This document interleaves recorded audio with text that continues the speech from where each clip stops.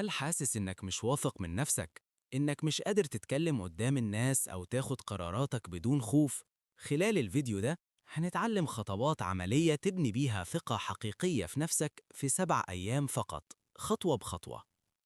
اليوم الأول، ركز على وضعية الجسم. جسمك أول رسالة بتوصل للناس. لما تكون واقف وكتافك مستقيمة وصدرك مفتوح، دماغك بيستقبل رسالة قوة وثقة. جرب تقف قدام المراية دقيقة واحدة، حس بالثقة اللي جواك. دراسات جامعة هارفارد بتقول إن مجرد تغيير الوضعية الجسدية بيقلل الشعور بالتوتر بنسبة كبيرة. اليوم التاني، خليك مسموع وواضح. صوتك أداة سحرية لبناء الثقة.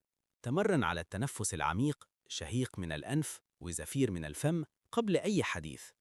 استخدم صوت واضح، ما تتسرعش، كل كلمة ليها وزن. نصيحة: سجل نفسك واسمع، هتعرف نقاط القوة والضعف. اليوم الثالث، التعبيرات الوجهية. ابتسامة بسيطة، رفع الحواجب للتعبير عن الدهشة والحماس. المشاهد بيقرأ مشاعرك قبل كلامك. استخدم تعبيرات وجه اللي تعكس انفعال حقيقي مش مصطنع. اليوم الرابع، الطاقة والتفاعل. طاقتك معدية. لو متفاعل وحماسك واضح، الناس هتنجذب لك. اسأل أسئلة، استخدم أمثلة حياتية بسيطة. اليوم الخامس، قلل الكلام اللي مش بيفيد. قلل واستخدم وقفات صامتة بدلها. الصمت أداة أقوى من أي كلمة، وبيعطي إحساس بالسيطرة على الحديث. اليوم السادس، الإيماءات.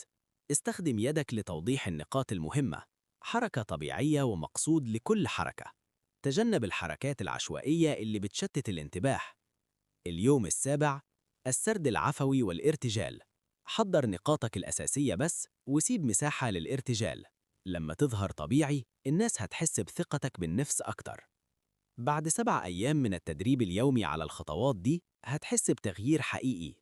حضورك أقوى، كلامك أوضح، وثقتك بالنفس أصبحت سلاحك الجديد. ابدأ من النهاردة مش بكرة. جرب الخطوات وشارك النتائج مع الناس اللي حواليك.